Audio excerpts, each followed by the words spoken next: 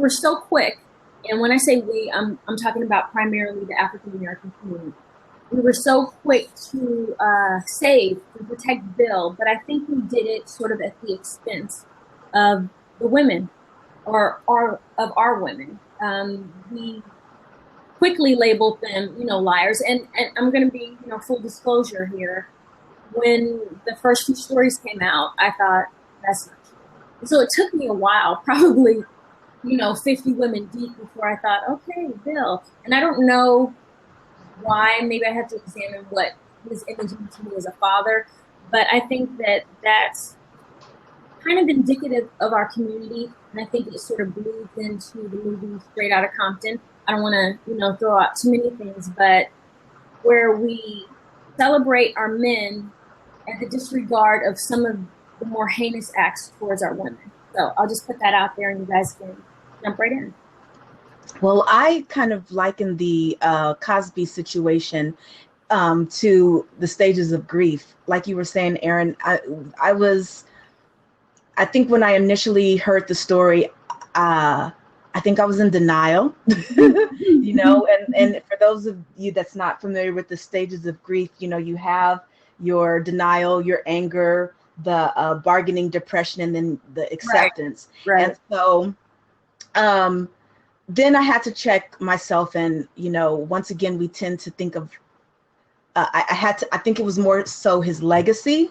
Right. That I was grieving rather than the person. And I don't know, it's still a difficult, it's still difficult for me to process, and probably for us to process, Was there any point you didn't believe it, where you felt like outside of his legacy, the thing you want to protect in him, was there any moment that you didn't believe it at the expense of women because of him as a man and who he's been? That's a very good point. I think so. Where to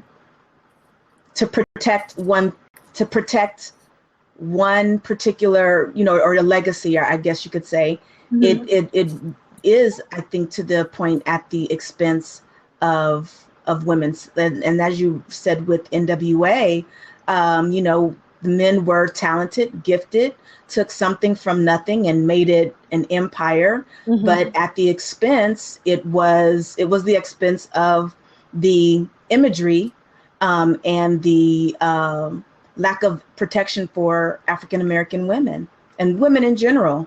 Mm-hmm. What do you think, Darren? Well, for me, it's taken me a while to get to this point, but I couple a couple of things together. One, I know men, and I've been around men, men, all my life. I've heard all the talk.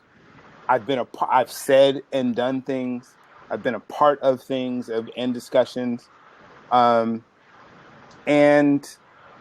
I know that it is very difficult. And I know enough smart women that have schooled me that, it's very difficult for a woman to say, this thing happened to me.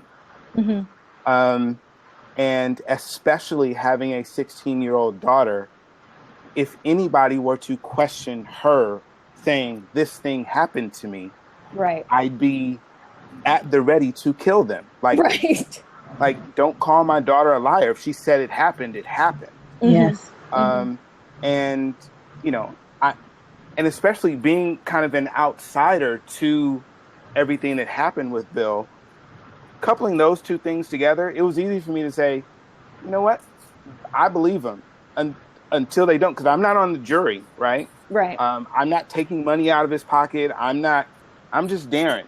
I'm Darren sitting in my house in Oakland, and it doesn't cost me anything to say, you know what? Knowing what I know, you probably did it. And